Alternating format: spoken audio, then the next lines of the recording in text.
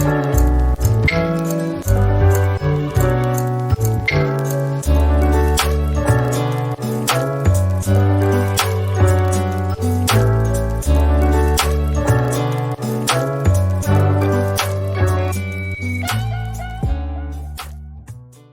everybody, welcome back to the She Shed. Today's tutorial is going to be making a headband using the waffle stitch. So as you can see, the stitch looks like waffles. It looks like it could be complicated. It is so easy and it works up so quickly. It took me less than an hour to make one of these headbands. So let's get started. What we will be using is this wool. It is Cleckheaton, I think that's how you say it, Cleckheaton Country. This is an 8-ply, 95 meters, 50-gram ball. It is pure wool made in Australia, I believe, which is exciting. The Australian Young Company. Now it says it needs a 4mm hook, and I am going to be using a 5. So I'll be using my 5mm hook. This one is from Furls. Love this hook. Start off with a slip knot, and you need to chain 75. Now if you've got a slightly bigger head or smaller head, just measure your chain around your head to what is comfortable for you. But if you are following along with me, we will be chaining 75.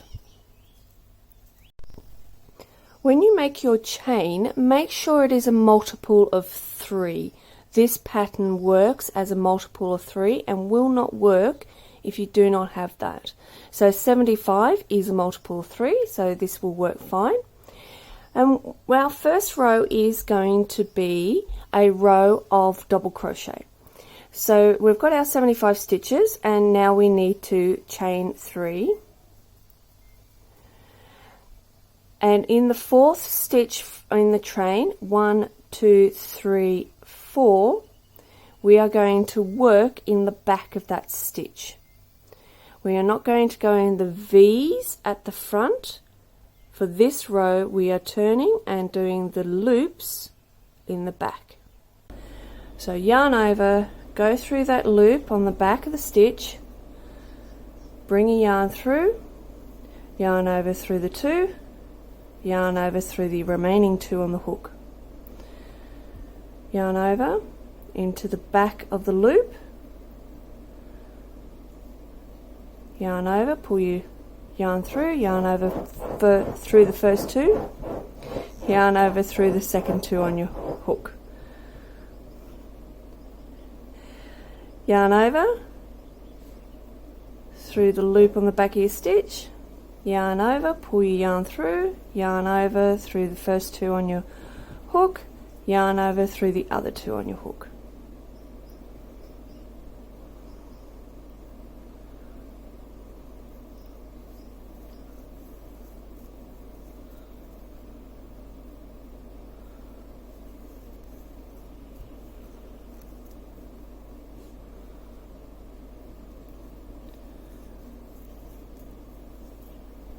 Finish your first row, chain 2. Turn your work, and this will be the front, and you will see that there is a difference between the front and the back. So the front, you can see it goes in there, and the back lays more flat. So we're starting with the front. First stitch we're going to do a double crochet. And then the next stitch we're going to do a front post double crochet. So yarn over, and you'll see the double crochet you did before. You're going behind the stitch and through. Grab your yarn and pull it through behind the stitch, and then continue doing a double crochet as normal. The next 2 stitches are going to be a double crochet in the top of the stitch, the same as normal. And then the next stitch is your front post double crochet. So once again, yarn over and go behind the stitch, grab your yarn, pull it behind, and then do your double crochet. Next 2 stitches are your normal, everyday normal double crochet in the stitch, top of the stitch, and then the next stitch is your front post. Next, your normal double crochet in the top of the stitch,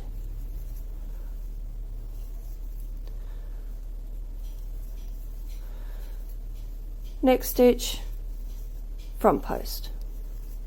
And you can see starting to lift up there. Okay, so I'm going to leave you to finish this row. So remember, it is 2 double crochet as normal in the top of the stitch, previous stitch, and then the third one is a front post double crochet, then 2 ordinary double crochet,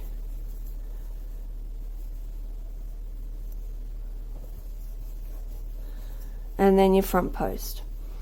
So continue doing that 3 stitch pattern along this row, and I will meet you at the end.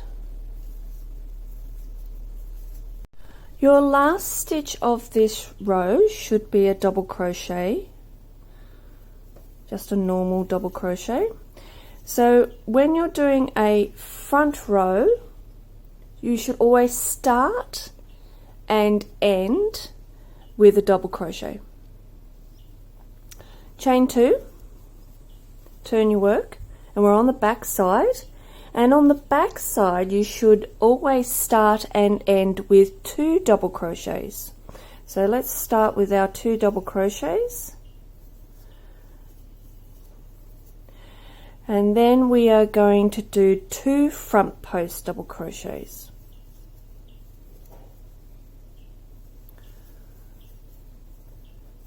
And then it is 1 double crochet, and then 2 front post double crochets, 1 double crochet, 2 front post double crochets,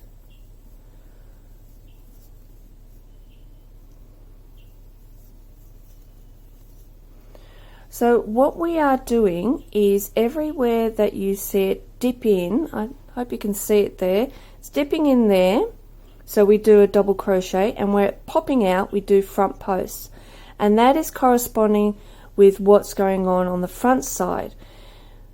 So everywhere where we see it popping out we do a front post, and where it goes in you do a double crochet, and that is what is creating your waffle.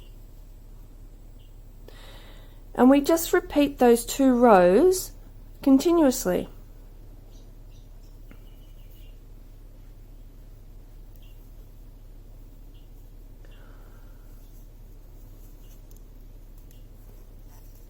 Okay, and then so a double crochet, and then 2 front post double crochets. Okay, I will leave you to finish this row and meet you back at the end of the row.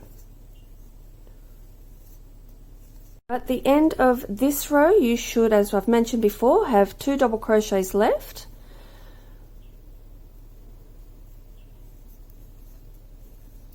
One, 2, chain 2, turn, and then you start off with, this is the front side, so remember we're starting off with a double crochet, and then your front post double crochet, and then your 2 double crochet, and your front post.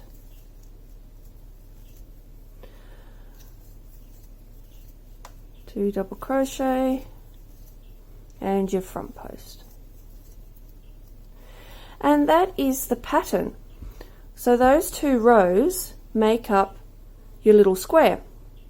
Now doing this pattern for this headband, just use 1 ball of wool, and I found that it made 5 squares, 1, 2, 3, 4, 5, and I had enough left over so I could trim the end with a single crochet.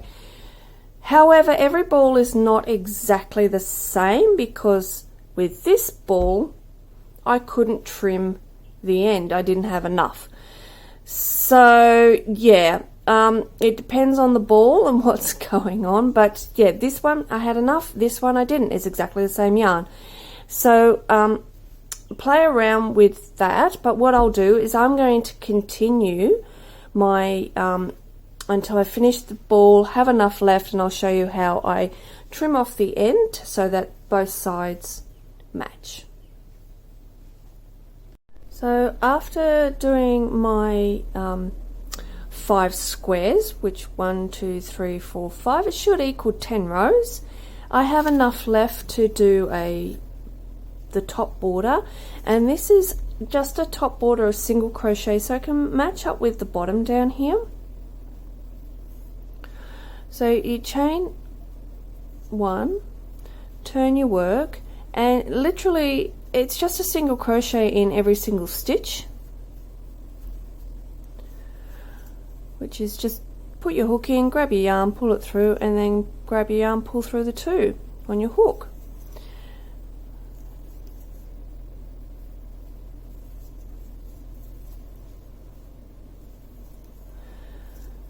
So continue with your single crochet along the edge, and I will meet you back at the end of this row where we will finish up the headband. So after you finish that row, you now have finished doing your crocheting, and need to leave a tail long enough to sew the ends together. So cut off any yarn that you have left, and then just bring that through. And now what we are going to do is bring the 2 together and sew it, so we can have this knot effect at the front. So we need to turn it the right way up, and this we're going to put on the inside for now because we're sewing the 2 edges together, and so this needs to be on the inside, so we can do that. So bring the 2 together and then put them in half and slide this way, slide them in together like so. So you want your long tail on the outside here, that's what you're going to be sewing with. You want these 2 ends to match together nicely, these 2 ends match together, and then we are going to sew along here. So get your yarn needle, put your long tail in there, and then just sew together. So I always try and get my first stitch so that it's grasping the very end, and then go into the very end of the middle one and very end there, pull together, and then I'm just sewing backwards and forwards, trying to remember to get all 4 bits.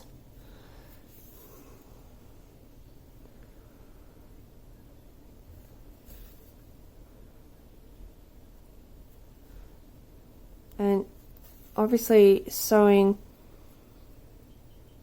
very close to the tippy top as you can get.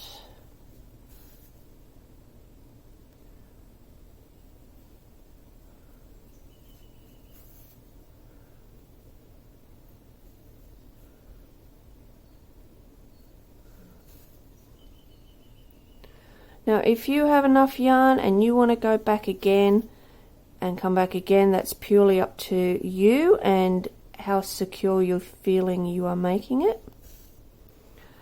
And then when I feel I've done enough, I only go across once because I feel that's enough. I then just go sew at the back edge here, go back and forth, end it off, and then I take the loose end here and I just weave it in, just to more secure.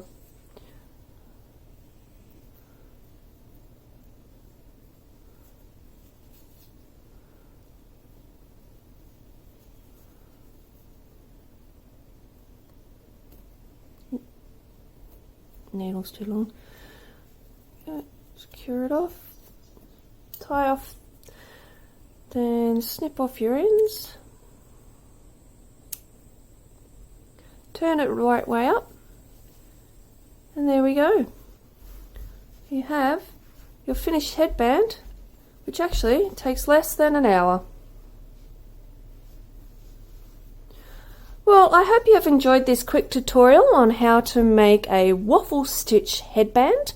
If you do make one of these yourselves, I absolutely would love to see it. So send me a photo through Facebook Messenger.